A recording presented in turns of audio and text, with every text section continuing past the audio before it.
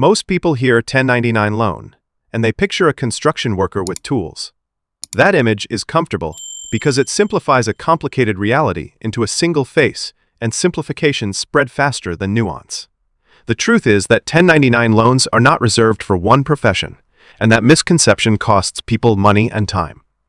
In the next 20 minutes, I will take you behind lender doors, into tax forms, and across real case scenarios to change how you think about 1099 mortgages. By the end, you will understand when a 1099 loan makes strategic sense, and when it is a costly detour instead of a direct path. A 1099 loan is shorthand lenders use for mortgages made to self-employed borrowers who receive 1099 forms instead of W-2 pay stubs.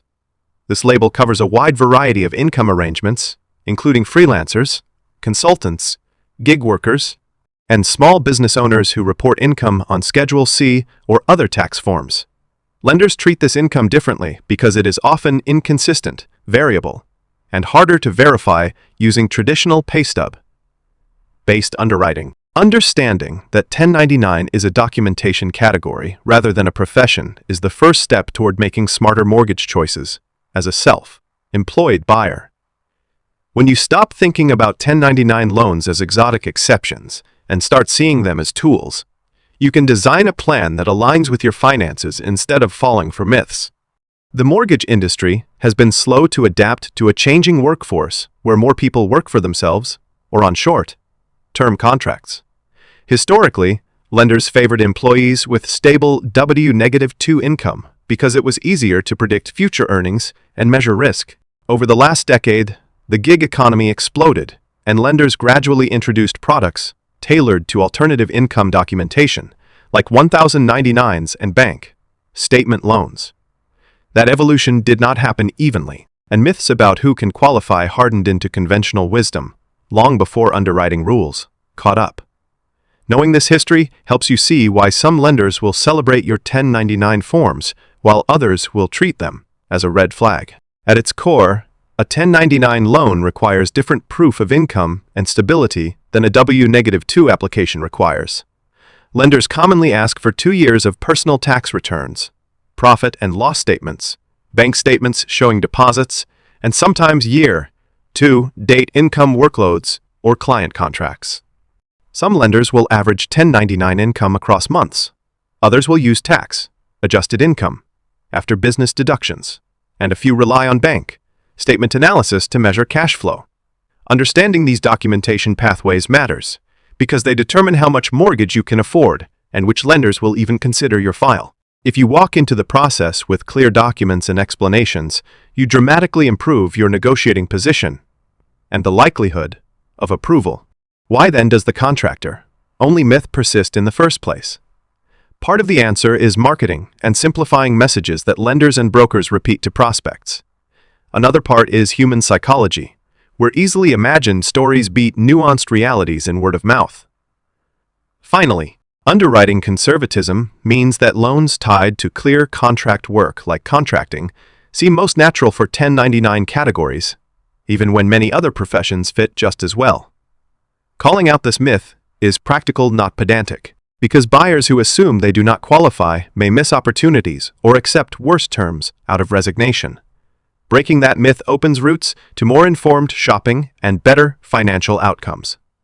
So, who actually qualifies for a 1099 loan beyond contractors with hard hats and invoices?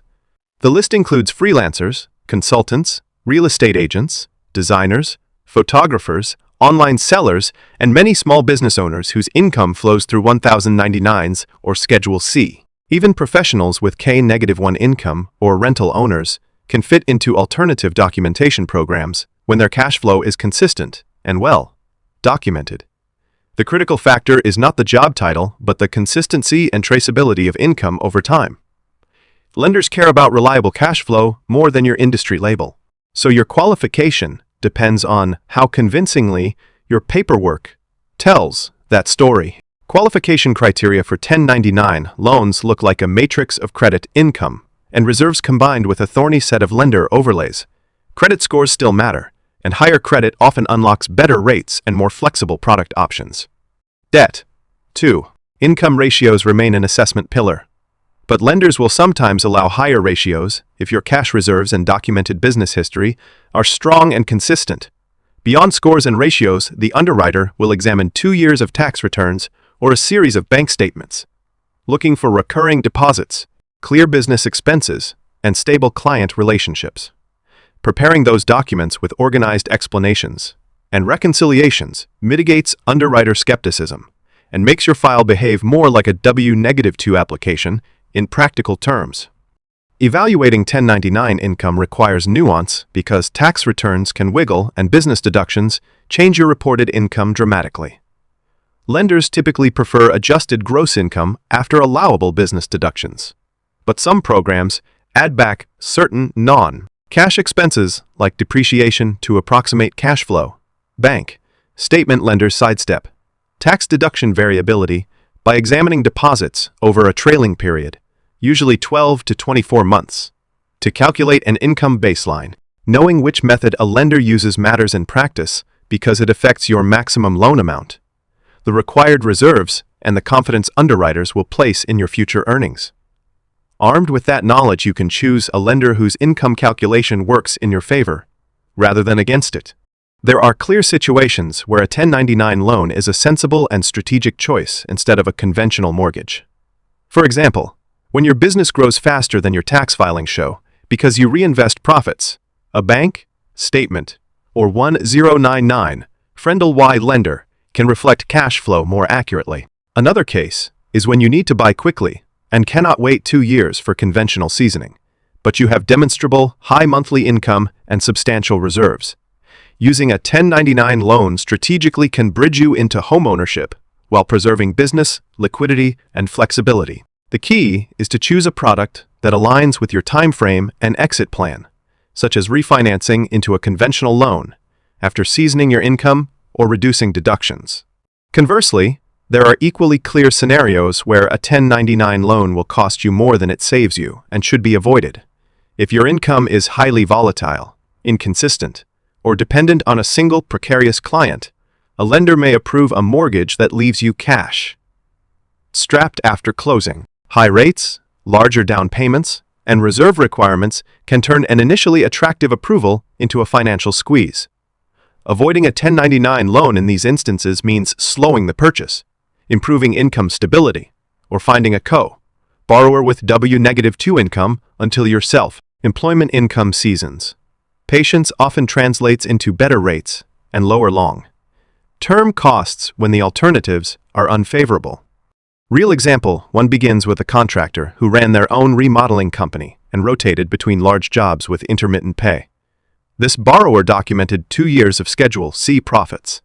That, after depreciation adjustments, supported mortgage payments with a comfortable cushion of business reserves. By choosing a lender willing to average bank deposits across the busiest months, the borrower secured a mortgage, moved into a home, and refinanced into a conventional loan within 18 months. That story demonstrates how clear documentation, adequate reserves, and a defined refinance plan can turn a 1099 loan into a strategic bridge rather than a permanent compromise. The takeaway is that process and planning often trump product labels when executed carefully.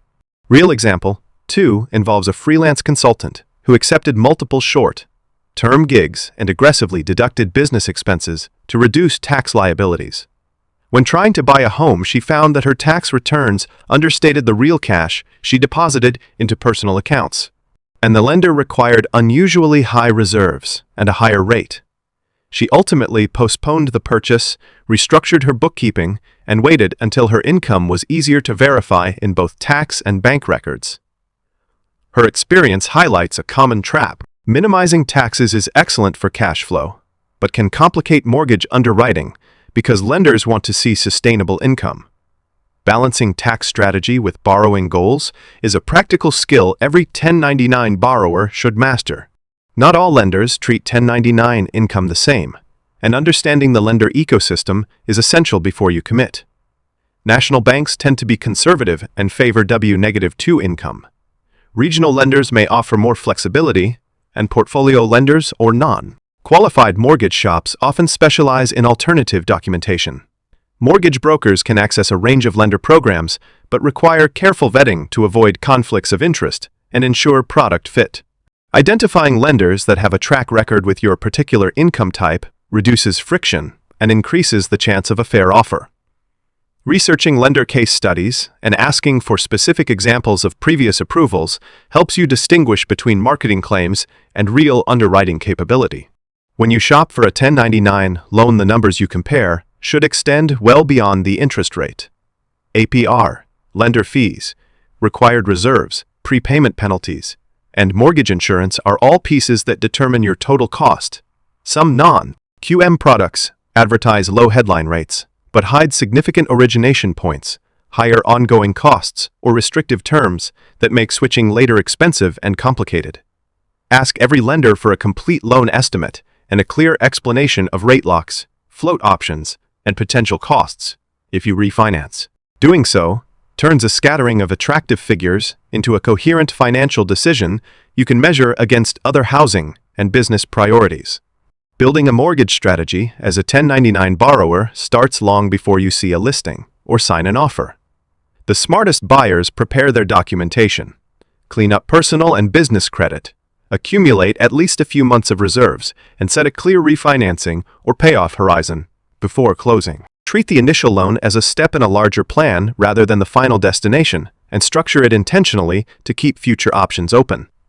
This strategic mindset converts short-term compromises into long-term gains, particularly when you can refinance into a lower-rate conventional loan after seasoning income or improving credit. It also keeps you from overreaching and taking on mortgage risk that can destabilize your business and personal finances. Tax strategies matter when you are positioning for a 1099 loan, and ethical bookkeeping can materially change your borrowing power. Some self-employed borrowers temporarily reduce aggressive deductions that lower taxable income when they plan to apply for a mortgage, while others create clear reconciliations showing how business expenses feed their operations rather than personal cash flow. Consulting a CPA familiar with mortgage underwriting helps you implement these adjustments without crossing legal or ethical lines. A careful tax approach balances tax efficiency with the need to demonstrate sustainable income to lenders, and that balance usually yields the best long-term outcome. Documenting the rationale behind accounting choices further strengthens your narrative when underwriters review your file. Using a 1099 loan strategically means thinking of it as an instrument in a larger financial orchestra rather than a standalone product. In practice, borrowers use these loans to lock in a home purchase while continuing to grow their business, then refinance into conventional terms after income seasons or credit improves. Others use 1099 Friendly Y programs to buy rental properties where the rents, not salaried wages, ultimately service the mortgage. Whatever the tactic, success depends on anticipating the next move and building an exit or transition plan before you sign loan documents. Lenders respond to plans when they see them, and underwriters often value credible roadmaps nearly as much as raw numbers. There are clear risks and red flags in the 1099 loan space that every borrower should recognize before moving forward. Predatory non-QM products sometimes offer quick approvals with hidden fees, balloon payments, or steep penalties for refinancing early, and these terms can trap borrowers into high costs. Additionally, over-leveraging, based on optimistic income calculations, leaves you exposed if a major client departs or business revenue dips unexpectedly. Mitigating these risks means reading loan contracts carefully, working with reputable lenders and brokers, and maintaining conservative cash reserves. A healthy skepticism and a checklist of deal breakers keeps you from being seduced by the fastest approval rather than the best long-term option.